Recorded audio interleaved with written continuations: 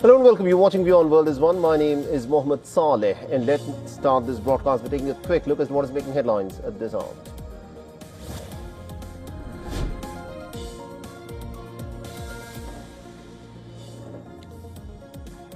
The Indian Commerce Minister Piyush Goyal remains pretty optimistic about the ongoing trade talks with the United States, and he urges for patience, saying that there is no need to panic as there's never a timeline in negotiations.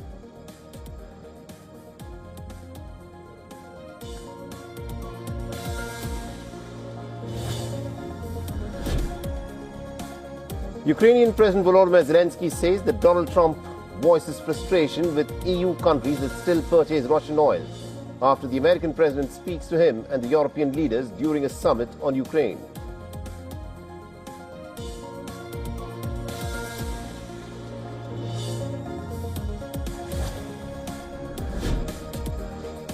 And 26 countries offer to contribute to Ukraine's security after any ceasefire deal with Russia, the French President Emmanuel Macron says after a summit in Paris, and says that the United States support will be finalized in the coming days.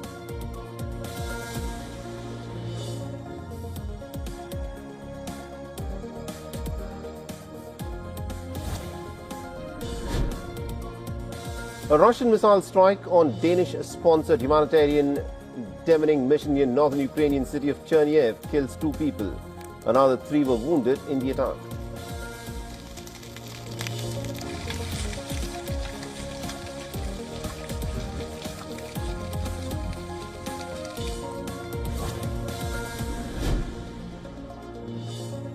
The Russian Defense Ministry releases footage showing fighting near Novoselivka settlement in Ukraine's Dnipro region. The Russian troops claim to have taken control of the area.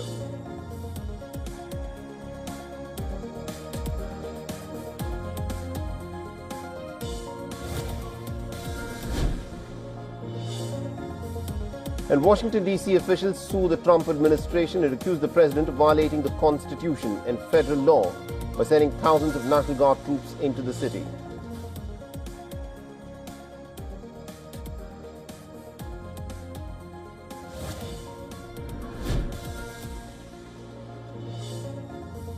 And Goldman Sachs forecasts that gold could reach $5,000 if President Donald Trump keeps meddling with the Federal Reserve.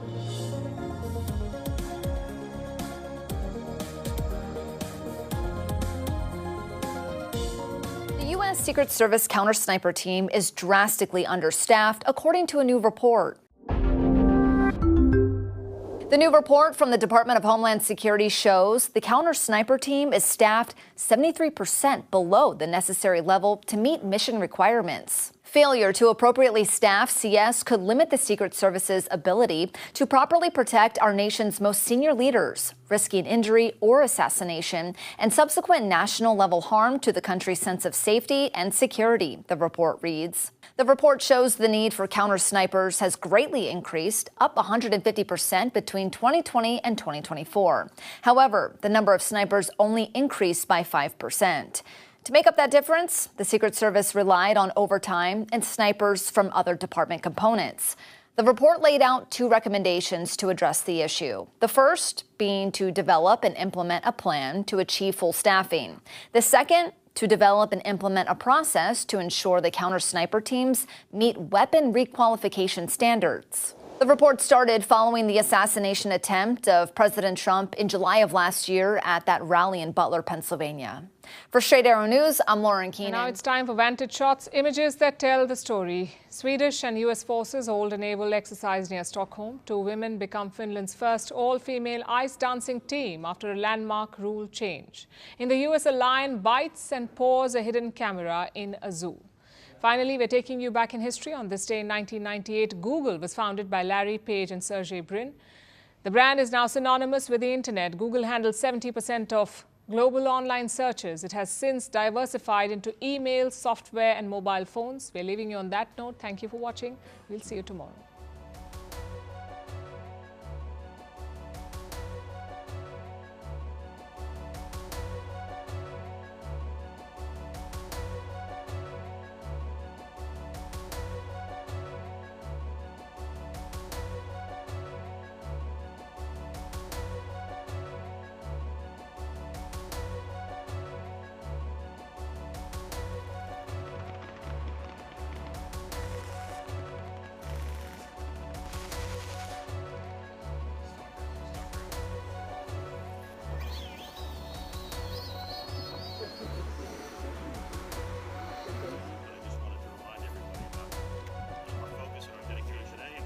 Singapore's Prime Minister Lawrence Wong is in India on a 3-day official visit. This is his first visit to India since taking office.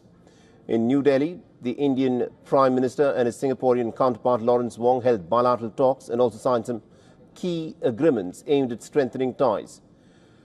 Now, Prime Minister Modi hailed Singapore for being India's largest trading partner in Southeast Asia. He also said that both nations have laid out a roadmap to further bolster the ties. South east Asia क्षेत्र में Singapore हमारा सबसे बड़ा trade partner है। Singapore से भारत में बड़े स्तर पर निवेश हुआ है। हमारे रक्षा संबंध निरंतर मजबूत हो रहे हैं। पीपल टू पीपल संबंध गहरे और जीवंत है। आज हमने अपनी पार्टनरशिप के भविष्य के लिए एक डिटेल्ड रोडमैप तैयार किया है। The Prime Minister Wong, on the other hand, pledged to support India's semiconductor vision. Singapore will continue to support India's skills development journey. We are honored to accept India's invitation to be a global partner for the National Center of Excellence in Chennai, which will focus on advanced manufacturing. We will also collaborate with India to set up state-level skills centers to meet industry needs in sectors like aviation, maintenance, repair and overhaul, and semiconductors. Second, we will expand cooperation in manufacturing and industrial development. On the question of maritime security, India has expressed interest in joining the Malacca Straits Patrol, which is currently conducted by Malaysia, Indonesia, Thailand and Singapore. And this was confirmed by the Ministry of External Affairs in a briefing later. Malacca Straits Patrol, this is something that is part of the regular patrolling that is undertaken by the 4 countries that are part of the Malacca Straits interface. Malaysia, Indonesia, Thailand and Singapore. They conduct a regular patrol. And we have been asking, given that the Andaman Sea is next to the Malacca Straits, we have been asking to participate in that. There are ongoing discussions. We still don't have any conclusion on that. The expectation is that there will be some kind of coordination to ensure that there is synergy among the current members of the Malacca Straits Patrol and India as a contiguous state which is next to the Malacca Strait.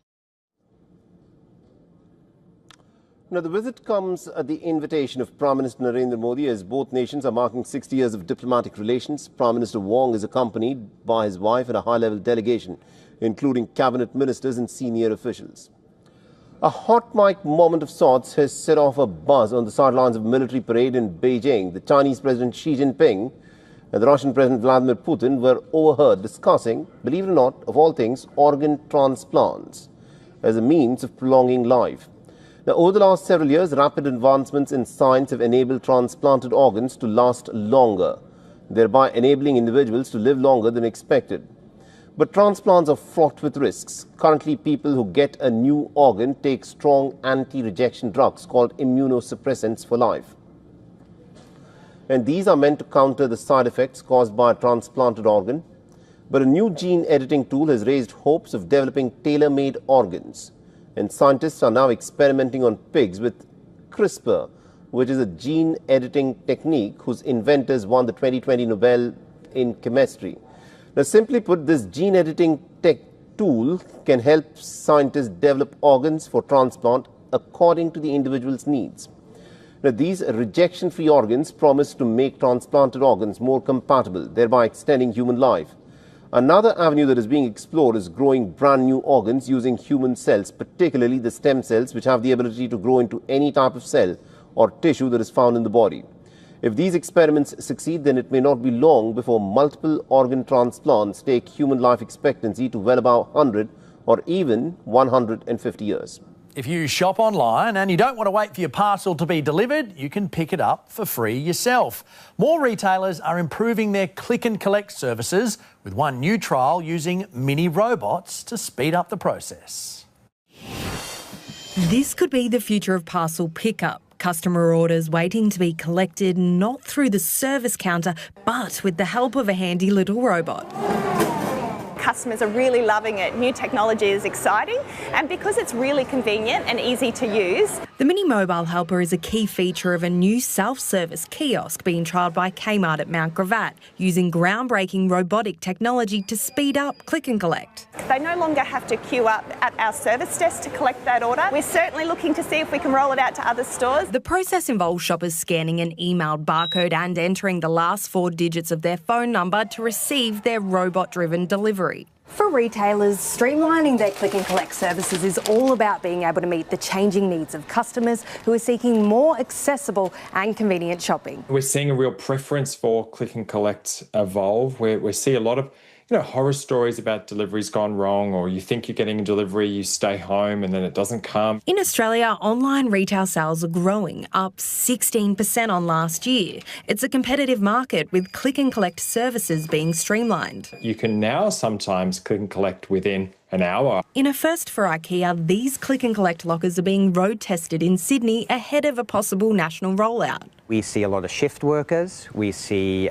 people going to and from the gym, mums and dads, busy parents when they need this convenience of the locker. With pickup available from 3 a.m. to midnight, purchases of up to 200 kilos are catered for. There are only a few bits of our range or products in our range that can't fit in the lockers. A convenience for shoppers that's keeping businesses on their toes. They have to really have up-to-date, minute-by-minute live stock levels, because if you buy something for click and collect and somebody else has taken it off the shelf, there goes your product. Caitlin Smith, 9 News. The death toll from the powerful earthquake that struck eastern Afghanistan on the weekend has risen sharply to more than 2,200, making it the deadliest in decades to have hit Afghanistan.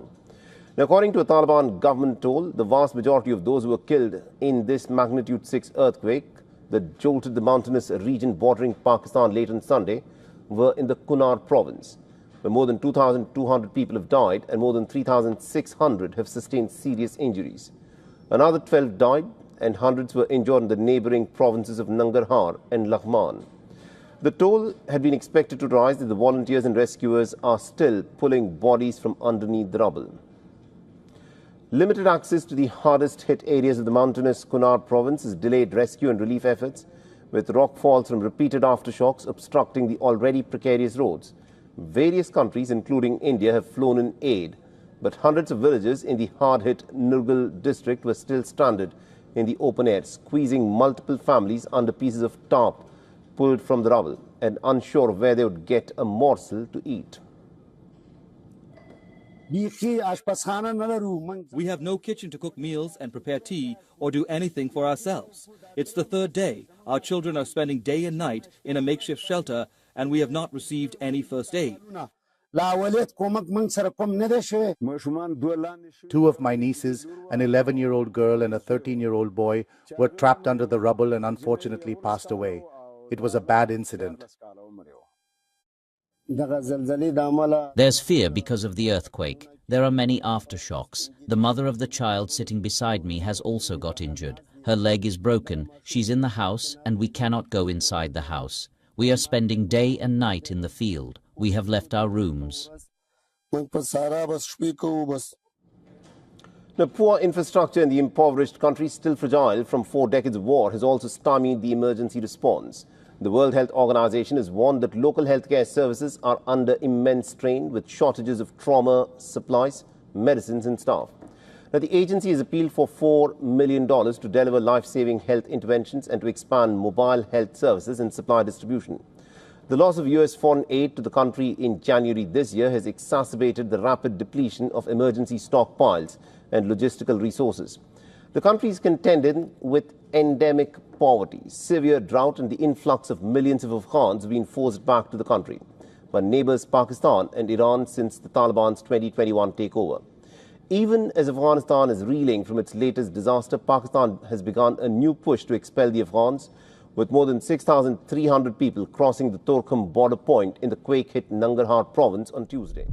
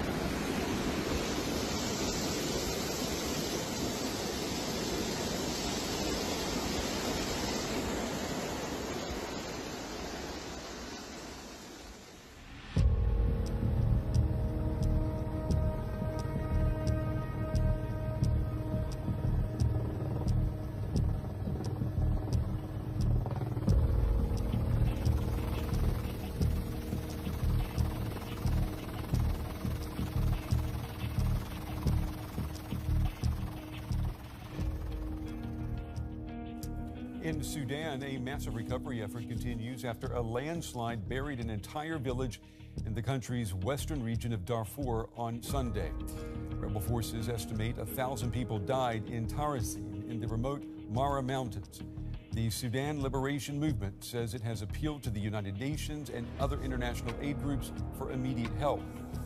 The death toll soaring, 1,400 now in this devastating Afghan earthquake. And tonight, officials warning of an exponential rise in casualties as communities cut off by the destruction finally get help. The UN says the number impacted could reach hundreds of thousands. Here, a child, bewildered, lifted from a Taliban government helicopter, the only way to find many families in isolated villages near the epicenter of Sunday night's 6.0 earthquake.